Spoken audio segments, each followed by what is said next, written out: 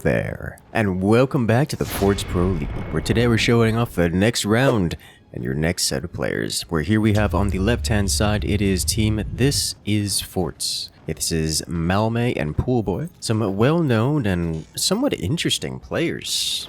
And been in a fair few tournaments over the years, and I'm looking forward to seeing how these two compare. Because they're playing against their opponents on the right-hand side. It's Team Achtung Panzer. We have Ru and the Snake. Now, I've seen these two players before. I don't have a lot of experience with them, so my interest in them, at least as a viewer, is a little bit different than those from, say, Team This Is Forts, their opponents. It's more of a, I'm still trying to learn them and see what they do, what kind of playstyles they like. Whereas with Team This Is Forts, I just want to see how good they can be, how crazy they can make things. And, well, they're going to be kicking it off pretty early here, I suspect, with a bit of a crazy strat.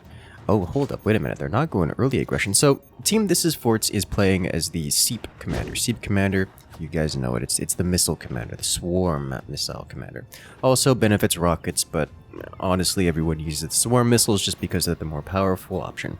At least they're the more meta option, I would say. It's a better description, especially in a 2v2 scenario where you don't get as close range conflicts as you do in the 1v1 options.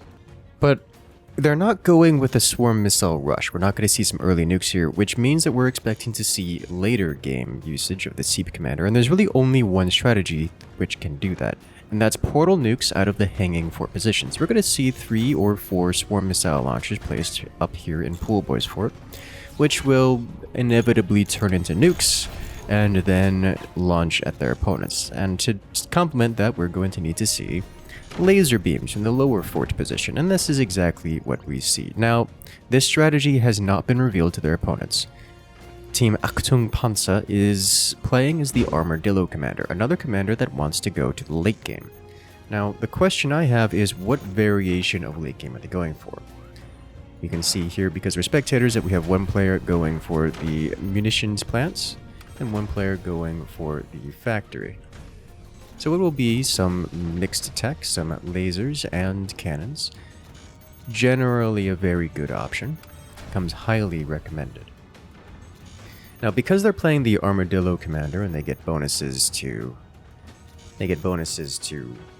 defensive play, the Armadillo Commander players tend to favor battles of attrition, and so I do reasonably expect to see an upgrade center and upgraded mines out of both players from Team Achtung Panzer. And because Team This Is Forts is going for later gameplay, I also expect to see this kind of late game experience. Now, there's a couple ways of going about it, and I think we're going to see Achtung Panzer get aggressive here as we see a mortar array, or at least a platform for a mortar array, as well as a buzzsaw. So while they're looking to play late game in terms of strategy, they're not shying away from applying just a little bit of pressure, which is what they're doing now. I was about to say before the buzzsaw launch that I do expect this to go, that because both teams are going for late game plays, that I kind of expect to just kind of a truce for a few minutes. You know, go 8 minutes before anyone fires any shots. But it looks like that truce is not, they're not going with the truce option. They're trying to keep their opponents honest, which I approve. I approve a lot. So Team This Is Forts just can't skimp on defenses, if you see giant blocky boxes and metal in front of things, or sandbags and machine gunners around. I'm pretty certain the machine gunners are a reaction to the mortar which has been displayed here, but they're not doing anything with it. It's just displayed there. It hasn't been fired. It's meant to scare the opponents, and scare the opponents it has, prompting a substantial amount of machine gunnery and general anti-air, as the Snake, Achtung's topmost player, is finishing up the Fire Beam and Plasma Beam. Now, Fire Beam, Plasma Beam combo, I don't see anywhere it can really deal damage. It might be able to break through the lower elements here on This Is Forts. Yes. Oh, he finds the weakness. Does he line up the shots? He does.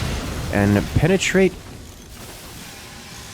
There it is. Two mines, and I believe a metal storage have been destroyed. So decent damage, but nothing game-ending. Nothing that's going to change the trajectory of this round, at least overall. As both teams are just kind of racing up to the late game. Team This Is Forts, I mean, they haven't even placed. They haven't even gotten lasers on the board at all. They're just taking it nice and slow, for working on maxing out their eco, getting defenses, and just letting Team Panzer have total map control and do whatever they want. And whatever they want mostly includes the same thing. We see extra defenses getting placed, we see anti-air being constructed, more weapons occasionally placed down, but nothing that reeks of aggression. Like even this howitzer is late, well past cannon o'clock, and not near opening. So we have another fire beam, plasma beam combo, perhaps? Yep. Beautifully shot, well aimed, goes directly to the core and gets stopped very short.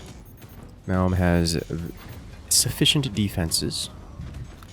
He's also getting additional energy shields as they recognize that there's going to be a substantial laser threat. So at this point, it looks like This Is Forts is ready to launch their first salvo. 2 nukes, 2 swarm missiles. The fire beam, I'm willing to bet they wait for the fire beam to complete. This way the first salvo is ready to be protected as well. Ooh, or do they launch just to prevent the sniper from getting... Nope. There it goes. Fire beam is not ready, but the swarm missiles are covering and are sufficient to make it across. 1 nuke lands. AP Snake goes down to 55%. Firebeam comes in as a follow-up, just doing a little extra incendiary damage, just a little extra pressure. More importantly, AP Snake lost both of their laser weaponry. 1 Firebeam is down, as is 1 Plasma, sent to the abyss. That's going to hurt immensely, as Rue replies with their first howitzer shot, gets a hit, does some damage, once again splashing across Malm's defenses. No follow-up. Lacking the plasma beam support from the top player, there's just no follow-up damage, so Malm's easily able to tank that. Of course, as we've seen, no one wants to be taking hits over and again from a howitzer. That's just untenable. So you don't want that. But with only 1 howitzer fired every so often, it's not too big of a deal, as both nukes land. Massive damage. Oh, and it all comes crumbling down. Just like that, Achtung Panzer has lost a player.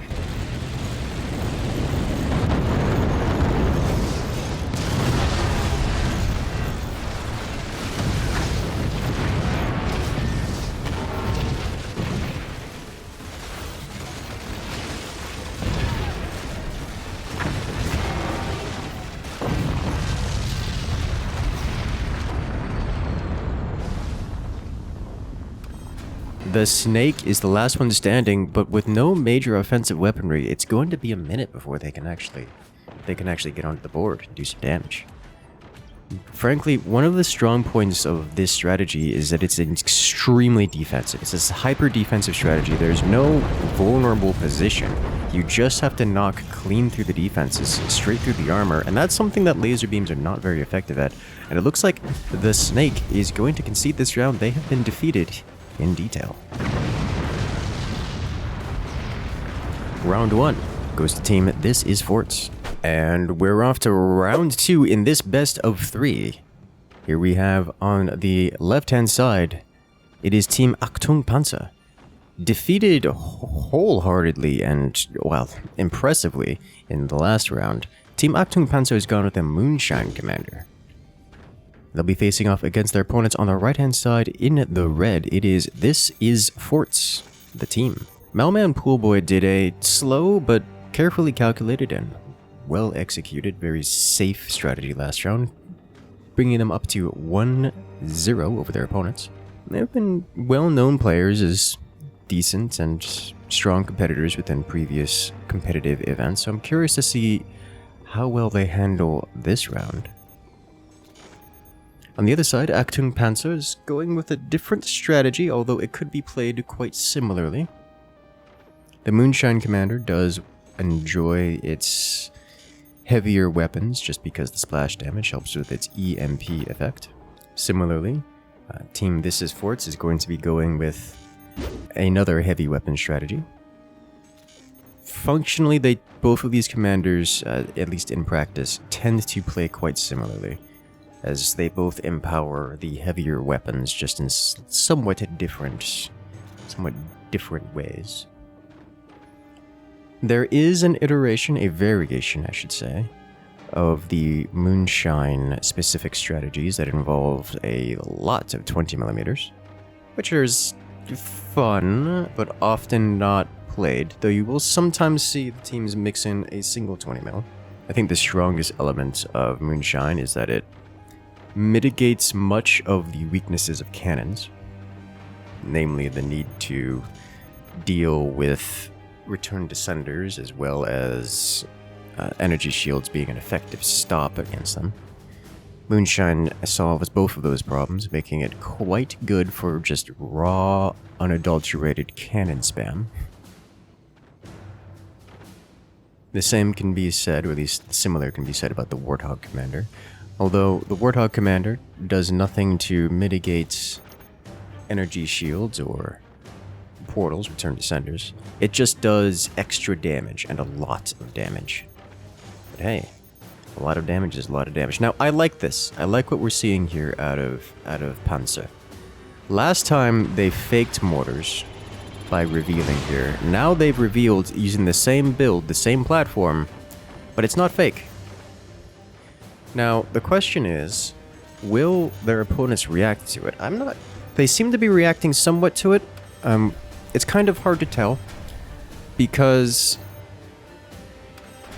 Team This Is Forts is going for an aggressive opener. It's a rocket rush out of Team This Is Forts. And part of the rocket rush includes map control, and part of map control includes anti-air. So we are seeing some anti-air out of Team This Is Forts, but it's not enough anti-air. It's not a response I would expect for someone who has been exposed to mortars. And so these mortars are just going to make it, and they're going to deal damage. Malm loses a sniper and 1% off of his core. And even now, like, we're seeing anti-air getting thrown down for Team 2 here for Malman Pool Boy, but it's just the mortars are landing. Of course, they are landing in a position where Malm is more than happy to tank, and so the damage is relatively mitigated. That's not something you want to be dealing with anyways. Like, just getting hit at all is bad. The same can go for Rue here. Malm with triple rocket rush. For those who are unfamiliar with rockets, rockets deal a gross amount of damage. If you get hit by the general rule of thumb, if you get hit by 3 rockets, you cannot survive. You will lose the game. If Malm fires all 3 of those rockets and all 3 of them land, Rue will have to be saved by his teammate. Sniper works as a solution to that. If Malm just loses the rockets, then that's unfortunate. 2 of those rockets go down. The last remaining rocket is still scary, but 1 rocket does not win the game. Typically, rockets win by virtue of dealing so much damage that the repair cost is unpayable. It will bankrupt the opponent. It will bankrupt the target, as it were. If Rue were to get hit by all 3 rockets, he would have to spend literally all of his money repairing his base, get no progress done, the rockets would reload and just do it again. Except this time, in a second volley, Rue wouldn't have the money to even pretend to repair, and then his whole base just comes crumbling down, 1 shot at a time. And there's no way to stop that beyond just accepting rockets directly to your core, which is how you lose the game, or having someone else save you from the rockets. Fortunately for Rue, this is a 2v2, and the sniper from on high was enough to take out the rockets and prevent Malm from running away with the game. The AP sniper will apply additional pressure, force Malm to expend additional money on keeping those rockets alive. and delay their return to power. All the while, the players in the rear are taking up to later game weaponry. We see Pool Boy on top with the cannons, Commander active for empowered cannons, sent straight across, getting caught and managed by energy shields. Look at that. Energy shields stopping. Oh ho ho!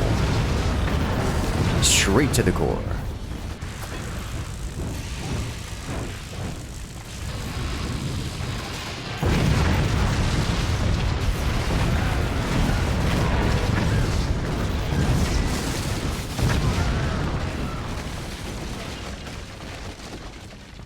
Yeah, no, that was beautifully done. The energy shields stop the cannons outright. Any extra damage, any blow-through splash, it's all stopped by the energy shield. Of course, the energy shields are expensive, and it is still good value to destroy an energy shield with a cannon shot, but it is less value than you would get by just hitting metal or doors or something of the sort. And so the Snake is happy to take hits on those energy shields and just replace them, as it's a relatively cheap way of defending against cannons, especially Warthog and powered cannons.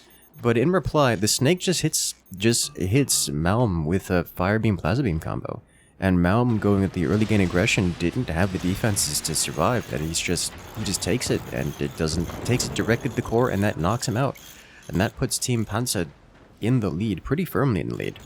With Rooks applying pressure with mortars, buzzsaws, and the AP sniper, and then the Snake with the real penetrative power of the Fire Beam Plasma Beam combo, that's a deadly combo. Poolboy is going to have to stay on top of map control just so he doesn't get eliminated by the mortars, while playing very safe around those. Oh my god, those are some gorgeous cannon shots. Two of them directly to the foundations, taking out a pair of mines. That's some real damage. Oh no. Oh, it all comes crumbling down.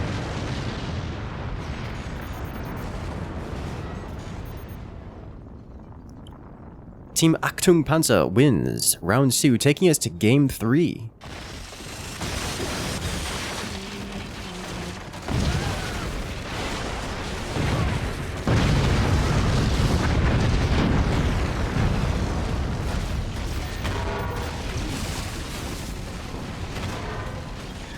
And we're off to round 3 in this best of 3. After some absolutely gorgeous shots and a little bit of greed, Team Achtung Panzer has won the previous round and evening the scores. So now this is a fight. This is a real fight. Poolboy and Malm got a little bit greedy in the previous match.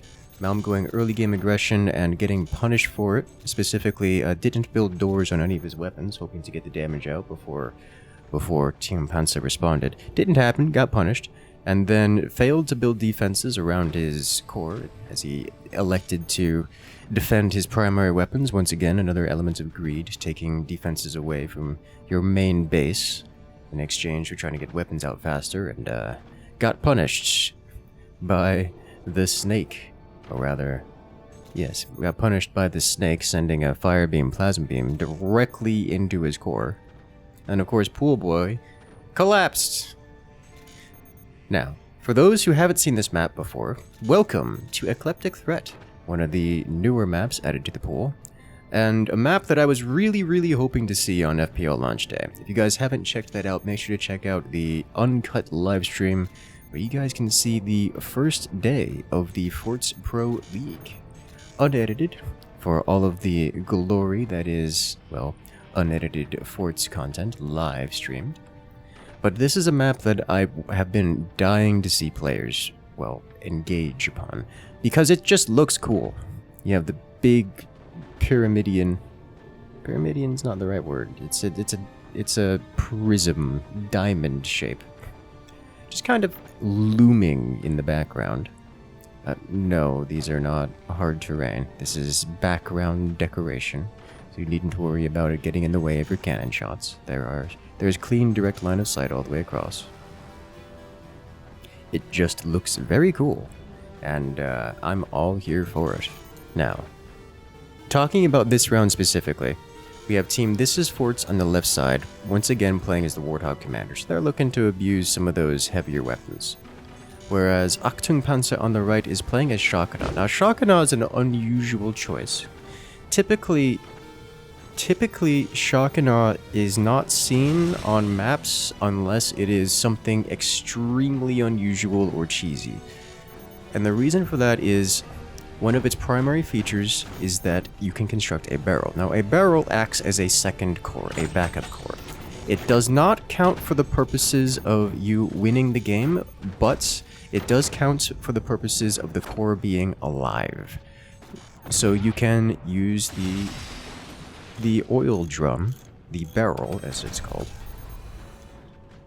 to control the fort even if it's disconnected from your core. This can often be used to make outposts across the map. Let's say if there's a central derelict structure in the middle of the map that it typically has to be destroyed, you can go capture it and then build a barrel on it and deconstruct your bridge to get your resources back, or just generally not have to worry about defending a giant, easily destructible bridge. And you can still control the external position. And that makes Shakana pretty cool for some unusual maps that can be either very tug-of-war-like or have otherwise large outpost type positions. This map does not have such things. You can kind of sort of make an argument that this could be considered an outpost, but it's so easy to defend. It really isn't. It just isn't disconnected from the base. So it's a little unusual to see Shakana in a map like this, but there are some other features of Shakana. For example, whenever you activate your commander ability, it shuts down your opponent's wind turbines, which means energy production goes out the window.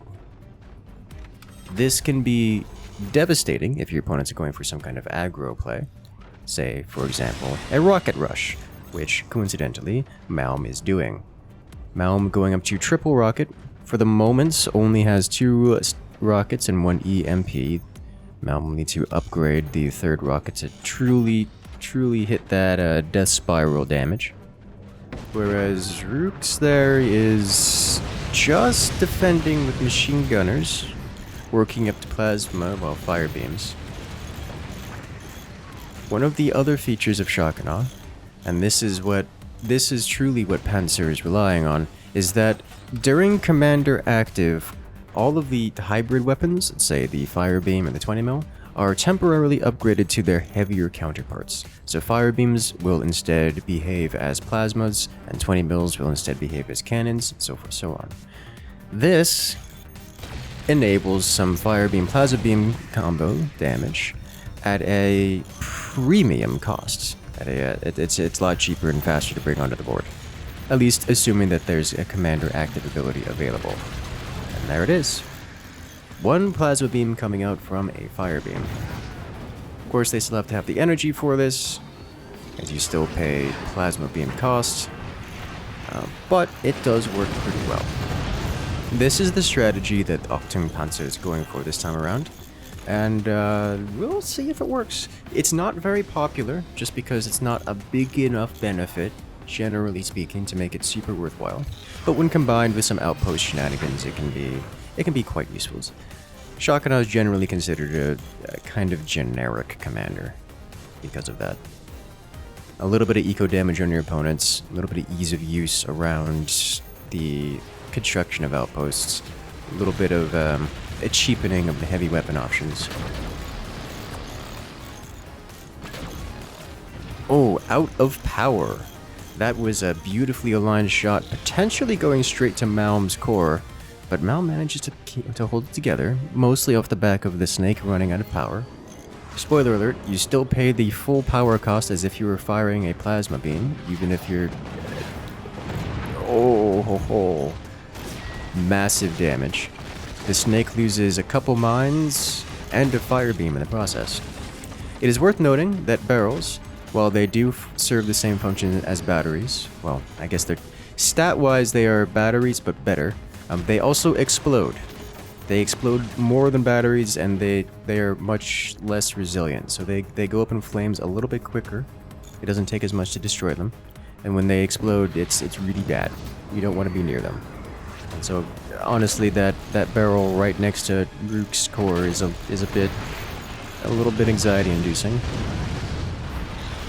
It could cause problems later, but nevertheless, it is a bit of risk, a bit of reward, because, well, you just get more energy storage out of it. So it's not a surprise for me to see barrels occasionally used, especially in safer locations.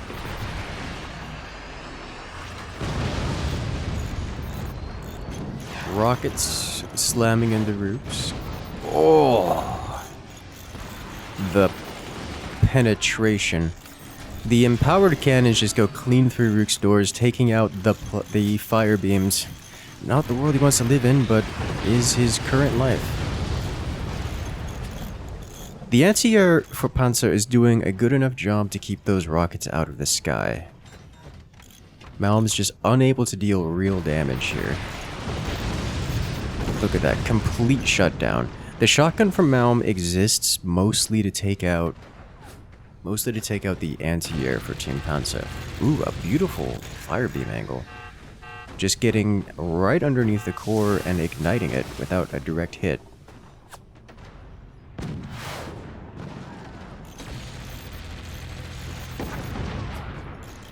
Oh man. The shotgun going clean through the firebeam door. Panzer's weapons are getting picked off one by one. That is kind of the specialty of Warthog. While, yes, Warthog just empowers heavy weapons, the extra damage is enough to cause problems. Armor and doors that would typically keep your weapons safe suddenly don't anymore, just due to the extra damage out of the cannons. And so the cannons could just kind of whittle away at things. I guess it's more of a specialty of cannons in general. Cannons tend to win the economic attrition. You're not over-penetrating something and hitting the core or dealing critical damage. You're just chipping away at the edges, doing more damage than your opponent can repair. At least cost-efficiently. But a door snipe, Pool Boy loses a cannon. Fire in every field. Team Panzer officially has less than 100 core HP spread between them. The loss of a cannon from Pool Boy is going to slow down the damage output a lot. It's going to give Team Panzer an extra opportunity to claw their way back into this game.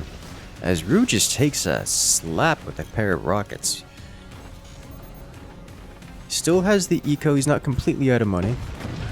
But he's not going to be able to sustain too many more shots like that. Looks like the anti-air is enough to remove most of those cannon shells, or most of those rockets, as more cannon shells come flying across the board again. Not hitting anything critical, but taking out armor plates which won't be repaired before the next cannon volley. More splash into Rook's core. Rockets just have a big explosion radius, and they're just kind of splashing everywhere. That's what makes them so dangerous, and why they are so good at dealing attrition damage. It's not that they themselves deal a lot of damage, so they barely break a single shred of wood. It's because their explosion radius is big enough to damage everything.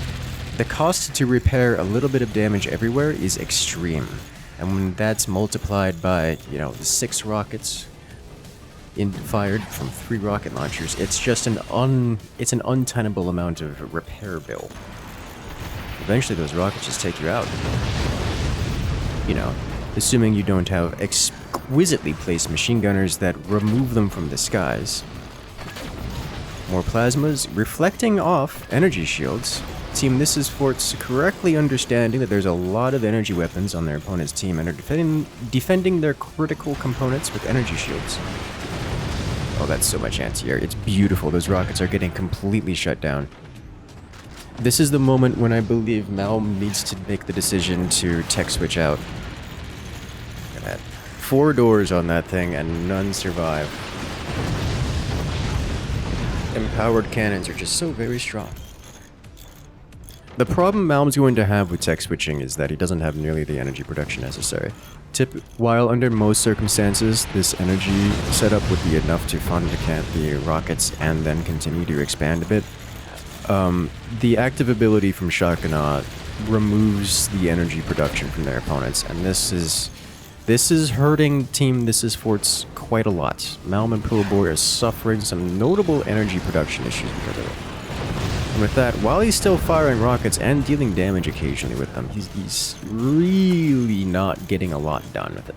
It's a very slow attritional war, and as you can see, Team Panzer is just kind of growing, infesting this side of the map with additional weaponry. You see a fire beam dedicated to doing nothing but burning cannon shells out of the air. 2 more fire beams have been constructed after having lost them to the cannons, and it's expanding more down here with additional wind turbines. The rockets aren't making it at all. He's officially got enough machine gunners to completely shut that down. We'll see if any of them manage to snake through in the next couple volleys. Shotgun takes out a couple machine gunners. He's going to use this opportunity to fire the rockets again. Does he? Nope. Buzzsaw for even more machine gunner extermination, and there's still the rockets aren't making it. But in the top base, the cannons have managed to take out some more weaponry. The Snake losing out on the fire beams, which is unfortunate for him. Cannons are just strong, especially when empowered by Warthog. All the while, Team Panzer has failed to do real damage. As much as the fire beams are okay, they're mostly a defensive tool. And even the occasional empowerment to turn them into plasma beams has not rendered Panzer enough damage to actually threaten their opponents with game-ending pressure. As you can tell, the cannons are being reconstructed. He's back up to 3 cannons again. The fire beam just gets door sniped. That's not even door blow-through. Commander active ability. Oh, another door snipe. Absolutely devastating. 3 mines and a fire beam knocked out. The anti-air is still strong, but Team Panzer is getting whittled down shot by shot, which is the typical playbook for cannons. While the cannons are empowered and have more penetrative capabilities, even then, that's not typically the strategy of cannons. You just kind of chip your opponent down until they don't have anything left. It isn't always easy to follow, because chipping down usually involves the removal of metal. So you can see here on the Snake space, there's 1 shred of metal, the rest is like he's selling off the metal to put it elsewhere. He just doesn't have the money to maintain metal everywhere. Where once he could have had 4 doors on his weaponry, it just isn't there anymore. He's having to sacrifice metal in other locations just to fund enough doors to keep his last remaining laser alive. That's just how cannons work. As not a door snipe, just taking out the sniper with that plasma, unfortunate. And directly to the core. The Snake loses his core, but isn't out of the game because he still has a barrel.